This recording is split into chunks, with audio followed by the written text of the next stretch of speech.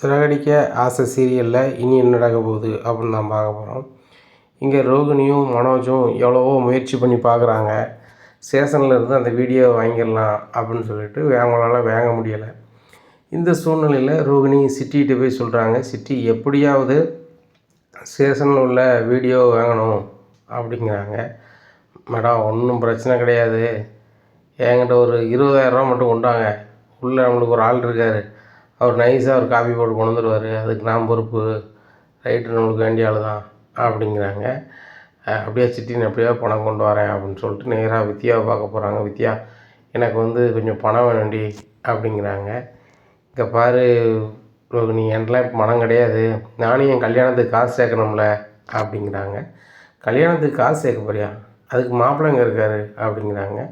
மாப்பிள்ளை தான் இருக்கார் ரெடி அப்படிங்கிறாங்க. மாப்பிள்ளை இருக்காரா அப்படிங்கிறாங்க. ஆமாம், நான் தான் ஒரு ஆளை லவ் பண்ண ஆரம்பிச்சிட்டேனே அப்படிங்கிறாங்க. யார்டி எனக்கு தெரியாமல் அப்படிங்கிறாங்க. முருகன்னு சொல்லி ஒரு ஐடியில் ஒரு வேலை பார்க்குற ஒரு பையன், எனக்கு அவர் ரொம்ப பிடிச்சிருக்கு அப்படிங்கிறாங்க. நீங்கள் அப்புறம் 2 பேரும் லவ் பண்ணிட்டு தான் அழைவீங்க போலன்னு எனக்கு தெரியாமல் அப்படிங்கிறாங்க. இன்னும் நான் அவர்கிட்ட லவ்வே சொல்லலடி, ஆனால் சொல்ல போகிறேன், அவரை தான் கல்யாணம் பண்ண போகிறேன், அதுக்கு காசு வேணும் முன்னாடி, அதான் மாதம் மாதம் சம்பளத்தை சேர்க்க போகிறேன் அப்படிங்கிறாங்க. எனக்கு முதல்ல 20,000 வேணும் அப்படிங்கிறாங்க. உனக்கு எப்படிடி சம்பளம் நான் வாங்கணுன்னா மூக்கு வேத்துருமோ அப்படிங்கிறாங்க. இதை கேட்ட ரோகிணி, நீ தான் போனஸ் வாங்கியிருப்பல பொங்கலுக்கு அப்படிங்கிறாங்க. அதுக்கு வாங்கினா தாடி முதல்ல அப்படின்னு சொல்லிட்டு சொல்கிறாங்க. சரி உன் அக்கௌண்ட்டில் அனுப்புகிறேன் அப்படின்னு சொல்லிட்டு 20 ரூபா அனுப்பிடுறாங்க. ரோகிணி, நான் முன்னாடி மாதிரி இல்லை, கொடுத்த பணத்தெல்லாம் நான் கேட்க மாட்டேன், ஆனால் இப்போ உள்ள பணத்தை நீ தந்துடணும், எனக்கும் கல்யாணத்துக்கு தேவைப்படும்ல அப்படிங்கிறாங்க. தந்துடுறேன்டி, நல்லா அமைதியாரு அப்படின்னு சொல்லிட்டு சிட்டிக்கு கால் பண்ணுறாங்க. சிட்டி, உன் அக்கௌண்ட் நம்பர் சொல்லு சிட்டி அப்படிங்கிறாங்க. நான் அனுப்பிவிட்றேன் அப்படின்னு சொல்லிட்டு சொல்கிறாங்க. அப்போ அதே நம்பருக்கு இவங்க 20,000 அனுப்பிவிட்டுருந்தாங்க. 20,000 உங்கள் அக்கௌண்ட்டுக்கு அனுப்பியிருக்கேன், அது என்னன்னு பாருங்கள் அப்படிங்கிறாங்க. சரி ரோகிணி அப்படிங்கிறாங்க. உடனே சிட்டி அவருக்கு தெரிஞ்ச போலீஸ்கார்ட்ட பேசுகிறாரு. பேசணுன்னே எனக்கு அந்த வீடியோ வேணும் அப்படிங்கிறாங்க. சிட்டியை பார்த்து செய்யி அப்படிங்கிறாங்க. சரி உங்களுக்கு ஒரு 5,000 போட்டு விடுதேன், எனக்கு அந்த வீடியோ வாங்கி கொடுங்க அப்படிங்கிறாங்க. சரி சிட்டி அப்படிங்கிறாங்க. வீடியோ சிட்டிக்கு ஒரு 5,000 வாங்கிட்டு அவர் அனுப்பிவிட்றாரு. இப்படியா இருக்குது. இந்த சூழ்நிலையில் வீடியோ மறுபடியும் ரோகிணிக்கும் சிட்டி அனுப்பிவிட்றாரு. அனுப்பிவிட்டோன்னா ரோகிணி மனோஜுக்கு அனுப்புகிறாங்க. மனோஜுக்கு அனுப்புனா ரோகிணி, இந்த வீடியோ எப்படி கிடச்சிச்சு அப்படிங்கிறாங்க. மூளையை பயன்படுத்தினா கிடச்சிச்சு அப்படிங்கிறாங்க. என்ன சொல்கிற ரோகிணி, எப்படி வாங்கினேன் அப்படிங்கிறாங்க. ஏதோ வாங்கிட்டேன், உனக்கு தெரிஞ்சவங்க மூலமாக பாரு மனோஜ், நானும் பார்க்குறேன், எனக்கு நம்ப தகுந்த ஒரு ஆள்கிட்ட நான் சொல்லியிருக்கேன், அவங்க கண்டிப்பாக பணத்தை வாங்கி தந்துடலான்னு சொல்லியிருக்காங்க அப்படிங்கிறாங்க. ரோகிணி, போலீஸுக்காரங்க என்ன சொல்லுதாங்க பதிலாம், உன் வேலை மட்டும்தான் இருக்கா, எனக்கு ஏகப்பட்ட வேலை இருக்குங்காங்க, அவங்கள நம்பி நம்ம விட முடியாது, அதுபோக எனக்கு ஜீவா ஏமாத்தின பணத்தெல்லாம் நம்ம முயற்சி பண்ணலைன்னா வந்திருக்காது, அதனால் நம்ம தான் ஏதாவது வகையில் முயற்சி பண்ணணும் அப்படிங்கிறாங்க. சரி மனோஜ், நான் பார்த்துக்கிறேன் அப்படிங்கிறாங்க. சரி ரோகிணி, இப்போ எங்கே இருக்க அப்படிங்கிறாங்க. பார்லரில் இருக்கேன் அப்படிங்கிறாங்க. சரி ரோகிணி, வேலையை பாரு அப்படிங்கிறாங்க. இங்கே மனோஜ் கல்லால் உட்காந்துட்ருக்காங்க. அப்போது அசோக் சார் வராரு. என்ன சார் இதில் உட்காந்துருக்கீங்க அப்படிங்கிறாங்க. ஏன், நான் எப்போ இங்கே தானே இருப்பேன் அப்படிங்கிறாங்க. சார் அது உங்கள் அப்பாவோட சேரு, அவங்க தான் ஓனரு, நீங்கள் மேனேஜர் அப்படின்னு சொன்னால் அவங்கள நீங்கள் இதில் இருக்கணும் அப்படின்னு சொல்லி முத்து என்ன சொன்னார் அப்படின்னு. முத்து சொன்னானா, அவன் எப்படி என் கடையில் சொல்லுவான் அப்படிங்கிறாங்க. உடனே முத்துக்கு கால் பண்ணுறாரு அசோக்கு. சார் நீங்கள் சொன்னதை உங்கள் அண்ணாச்சிட்ட சொன்னேன், ஆனால் அவர் கல்லால் தான் இருப்பாராம் அப்படிங்கிறாங்க. ஃபோனை அவர்கிட்ட கொடுங்க அப்படிங்கிறாங்க. டேய் மனோஜ், நீ பணம் தருது வரைக்கும் நீ அதில் தான் இருக்கணும், சரியா? நீ பணம் தந்த பிறகு, எங்கள் அப்பா பணத்தை தந்த பிறகு நீ இதெல்லாம் உட்காந்துக்க, அது வரைக்கும் அப்பா தான் ஓனரு.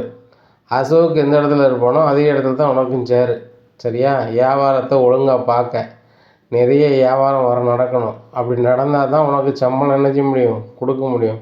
அதுபோக உன் பர்ஃபார்மன்ஸை பொறுத்து தான் உனக்கு சம்பளம் கூட்டவா குறைக்கவான்னு பார்க்கணும் அப்படிங்கிறாங்க. டேய் ஃபோனை வைடா அப்படிங்கிறாங்க.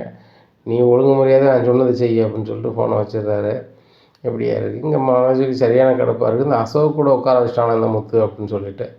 அப்போ அண்ணாமலை வராங்க. ஐயா வணக்கம் அப்படின்னு எல்லோரும் சொல்கிறாங்க. மனோஜ் மட்டும் எந்திக்காமல் உட்காந்துருக்காங்க. டேய் மனோஜ், காலையிலேயே சுறுசுறுப்பாரு அப்படிங்கிறாங்க. அதான் எல்லாத்தையுமே இந்த முத்து கெடுத்துட்டானப்பா அப்படிங்கிறாங்க. என்னத்தை கெடுத்தான் அப்படிங்கிறாங்க. இல்லை, கல்லால் போய் உட்காந்தேன், இனி இங்கே உட்கார சொல்கிறான் அப்படிங்கிறாங்க.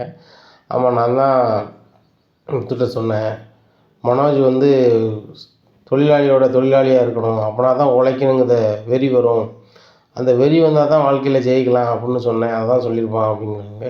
ஓ, உங்கள் வேலை தானா அப்படின்னு சொல்லி கடுப்பாக இருக்கிறாரு. சரிப்பா போய் உட்காருங்க அப்படிங்கிறாங்க. அப்போ 2 3 பேர் பொருட்கள் வாங்க வராங்க. அப்போ வேலை பார்க்குறவங்க எக்ஸ்பிளைன் பண்ணிகிட்ருக்காங்க. அப்போ அண்ணாமலை பார்க்குறேன், டேய் மனோஜ் நீ நம்பி என்னன்னு பாரு அப்படிங்கிறாங்க. அதான் பேசிகிட்டு இருக்காங்களாப்பா அவங்க பேசட்டும் அப்படிங்கிறாங்க. டேய் நம்மளுக்கு தாண்டா 2 ரூபா வியாபாரம் ஆகணுங்கிற ஒரு எண்ணம் இருக்கணும். நம்மக்கிட்ட வேலை பார்க்குறவங்களுக்கு அதில் லாபமோ நட்டமோ வரப்போகிறது இல்லை. நம்மளுக்கு அந்த பொருள் விற்றுச்சுன்னா லாபம் வரப்போகுது, நம்மளுக்கு தான் அது பிரயோஜனம். இப்படி பேசு அப்படிங்கிறாங்க. இப்படி பேசுகிறாங்க. அண்ணாமலை நினைக்கிறாங்க, இவனே இப்படி இருக்கிறானே இப்படி இருக்கான் அப்படின்னு சொல்லிட்டு நினைக்கிறாங்க. இதே மாதிரி தான் முன்னாடி இருந்தானா அப்போ எப்படி வியாபாரம் நடந்திருக்கும்? ஓனர்னு தான் யார்ட்டையும் பேச மாட்டேன் அப்படின்னு இருந்தால் எப்படி வாழ்க்கையில் ஜெயிக்கிறது அப்படின்னு சொல்லி அண்ணாமலை நினைக்கிறாங்க. அப்போ முத்து கால் பண்ணி, என்னப்பா கடைக்கு போயிட்டியா அப்படிங்கிறாங்க. போயிட்டோம்பா அப்படிங்கிறாங்க. நான் தான் காரில் கொண்டு விடுதேன்னு சொன்னேன்ப்பா, இவன் வாட்டில் ஆட்டோவில் போயிட்டேன் அப்படிங்கிறாங்க. டேய் தினம் நீ காரில் கொண்டு விட்டுட்டு இருந்தால் உன் வேலையை நீ பார்க்க வேண்டாமா? வேலையை பாரு. வாரத்துக்கு ஒரு நாள் தானே நான் ஸ்கூலுக்கு போகிறேன், மீதி நாள் நானே ஆட்டோவில் வந்துக்கிறேன், சரிதானா? நீ அப்படி காலையிலே புறப்பட்ட, நானும் நேரத்துக்கு புறப்பட்டு வந்தேன்னா அப்படி வார வழியில் வேணால் விட்டுப்போ, மற்றபடி எனக்கு ரெகுலராக கொண்டு விட வேண்டாம்ப்பா அப்படிங்கிறாங்க. சரிப்பா அப்படிங்கிறாங்க. இப்படி இருக்கும்போது மனோஜுக்கு கார் ஷோரூம்லேருந்து கால் பண்ணிகிட்டே இருக்காங்க. இந்த மனோஜ் வந்து கார் எடுத்ததோட சரி ஒரு டியூ கூட கட்டவே இல்லை. என்ன நினச்சிட்டு இருக்காரு? ஒரு இடையில ஒரு நாள் பார்க்கும்போது, நான் வந்து ஃபர்னிச்சர் கடை வச்சுருக்கேன், நான் சாதாரண ஆள் கிடையாது, ஒரே செக்கில் கொடுத்து உங்களுக்கு நான் சரி பண்ணிடுவேன் அப்படி இப்படின்னு சீனை போட்டான். ஃபோன் அடித்தா எடுக்கவே மாட்டானே அப்படின்னு சொல்லிட்டு அதுக்கு மொட்டை சந்தோஷ் தான் வந்து அதுக்கு ஜாமீன்தார் போட்டிருக்காரு. மொட்டை சந்தோஷுக்கு கால் பண்ணுறாங்க.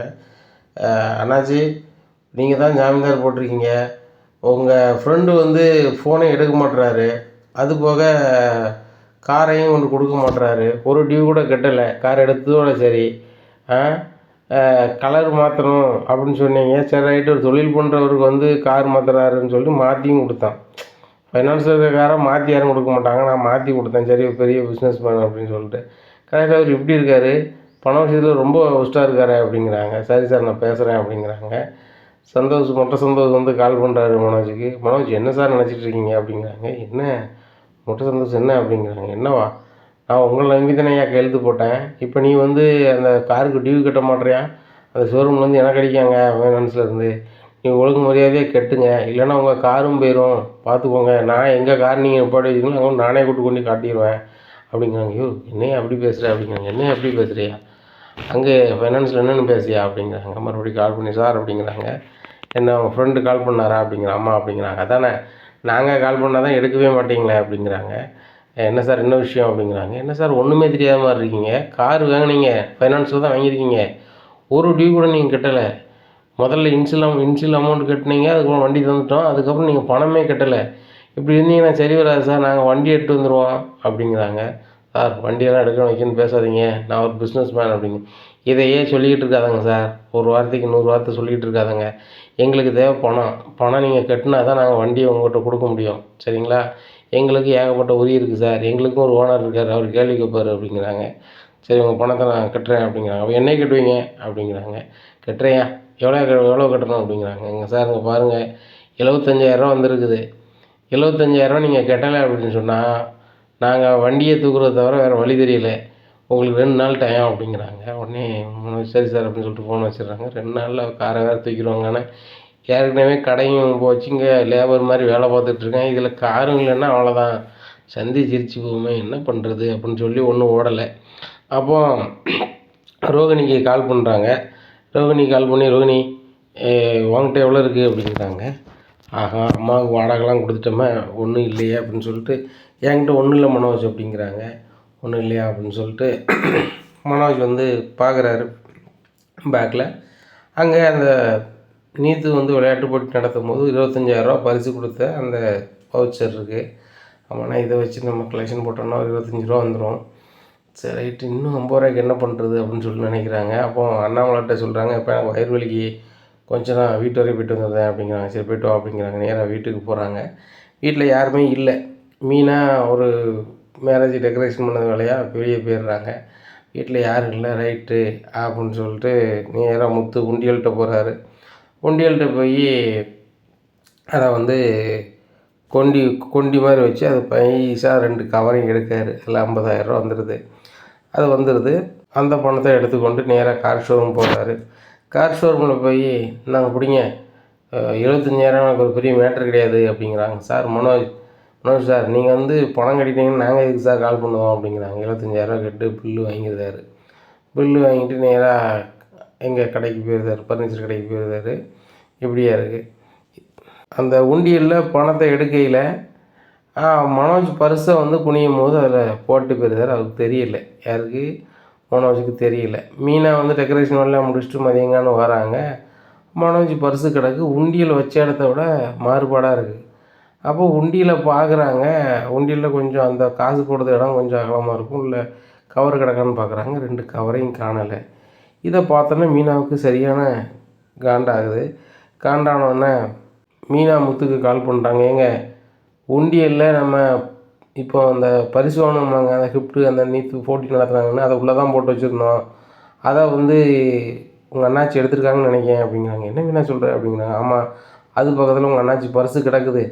நானும் நம்ம அந்த தொலை பெருசாக இருக்கும்போது அது உள்ளே தான் இருக்கான்னு தச்சலாக பார்க்குறேன். அது இல்லை, உங்கள் அண்ணாச்சி தான் எடுத்துருக்க வாய்ப்பு இருக்குது அப்படிங்கிறாங்க. அவன் என்ன செய்தான் பாரு அப்படிங்கிறாங்க. ஏங்க முதல்ல எல்லாம் தெரிஞ்சுக்கிட்டு பேசணும் நம்ம. எனக்கு டவுட்டு அவ்வளோதான். ஆனால் அது உள்ளே இருந்த மாதிரி இல்லை, நம்ம போட்ட பண கவர் இருந்த மாதிரி இல்லை அப்படிங்கிறாங்க. சரி இருக்கு, மொட்டை சந்தோஷம் என்னன்னு கேட்குறேன் அப்படின்னு சொல்லிட்டு மொட்டை சந்தோஷம் கால் பண்ணுறாரு. அண்ணாச்சி மனோஜ் ஏன் இப்படி பண்ணுறான் அப்படிங்கிறாங்க. ஆமாய்யா, பெரிய ஒரியாக இருக்குது அவனால். அவனுக்கு நான் வந்து பொறுப்பேற்று ஒரு கார் ஒன்று டியூவில் வாங்கி கொடுத்தேன். 75,000 கட்டணுமா. என்ன ஆள் 25,000 தான் வச்சுருக்கேன், இன்னொரு 50,000 தானே ஏன்ட்ட கேட்க, நான் என்ன பண்ண முடியும்? உன்ட்ட பணம் கேட்டானா அப்படிங்கிறாங்க. ஓ, அதனால தான் உண்டியலில் 50,000 தூக்கிட்டானா அப்படிங்கிறாங்க. ஓ, உங்கள் உண்டியலில் துட்டை தூக்கிட்டானா? சரி சரி சரி சரி சரி அப்போ அங்கே டியூ கட்டியிருப்பான் அப்படிங்கிறாங்க. எந்த இடத்துல அவன் கடை வாங்கியிருக்கான் அப்படிங்கிறாங்க. இந்த இடம் அப்படிங்கிறாங்க. அந்த கார் ஷோரூம் போகிறாங்க. மனோஜ் வந்து பணத்தை எதுவும் கட்டினானா அப்படிங்கிறாங்க. ஆமாம் 25,000 கட்டிட்டு போனார் அப்படிங்கிறாங்க. இதை கேட்டுட்டு மீனாவுக்கு கால் பண்ணுறாங்க. மீனா சரியான காண்டாயிடுறாங்க. இங்கே மனோஜ் வந்து பெரிய வேலை செஞ்சு கிழிச்ச மாதிரி வீட்டுக்கு வராங்க. இங்கே மீனா சரியான கடுப்பாக இருக்கிறாங்க. அந்த செவுத்தில் பெல்ட் கிடக்குது. பெல்ட் எடுத்து கையில் சுற்றுதாங்க. மனோஜ் வந்தால் ஐயோ நீலாம் மனுஷனாயா அப்படின்னு சொல்லி வெளுன்னு ஒழுக்காங்க. இனி என்ன நடக்கும் அப்படிங்கிறத பொறுத்து இருந்து பார்க்கலாம். நம்ம சேனலை நீங்கள் மறக்காமல் லைக் அண்ட் சப்ஸ்கிரைப் பண்ணுங்கள். நன்றி, வணக்கம்.